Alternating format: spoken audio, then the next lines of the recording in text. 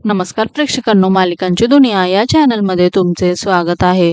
येडं लागलं प्रेमाचं या मालिकेमध्ये आपण बघणार आहोत की आता निकी मात्र खूपच चिडलेली असते, कारण रायाने तिच्यासोबत लग्न मोडलेलं असतं। त्यामुळे आता तिचा खूप संताप होतो आणि ती खूपच रागराग करत असते। तेवढ्यात तिथे जय येतो आणि जयला ती सांगू लागते की काही झालं तरी ही मंजिरी यातून वाचायलाच नको। तर तेव्हा आता जय म्हणतो, तू काळजीच करू नको, आता ती माझ्या तावडीत सापडली आहे आणि तिने मला सुद्धा असं केलं आहे ना, त्यामुळे तू बघच आता मी कशी शिक्षा होऊ देतो। इकडे निकी म्हणते, नाही नाही, फक्त मंजिरीच नाही तर त्या मंजिरीसाठी रायाने मला धोका दिलेला आहे आणि मला त्याने लग्नाचं वचन दिलं होतं, पण तो निघून गेला। त्याने हे वचनच मोडलेलं नाही तर त्यांनी पूर्ण त्याचं आयुष्यच मोडून काढलेलं आहे आणि त्याला सुद्धा आता शिक्षा झालीच पाहिजे, असं मात्र आता निकी ओरडून म्हणते। येणाऱ्या भागात आपण बघणार आहोत की आता मंजिरीला गुन्हा कबूल करण्यासाठी खूप मारलं जातं।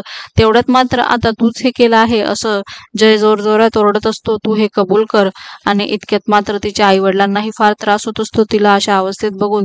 तेवढ्यात राया तिथे पोचतो। राया मात्र आता सगळ्यांना सांगतो की ह्यांच्या टेम्पोने धडक द्यायच्या आधीच अण्णांचा मृत्यू झाला होता आणि हे कोणी केलं आहे हे मात्र आपण लगेचच ओळखू शकतो।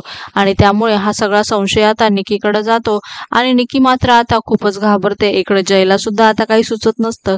मालिकेंच्या अशाच नवनवीन भागांसाठी आपल्या चॅनलला नक्की लाईक करा, शेअर करा, सबस्क्राईब करा।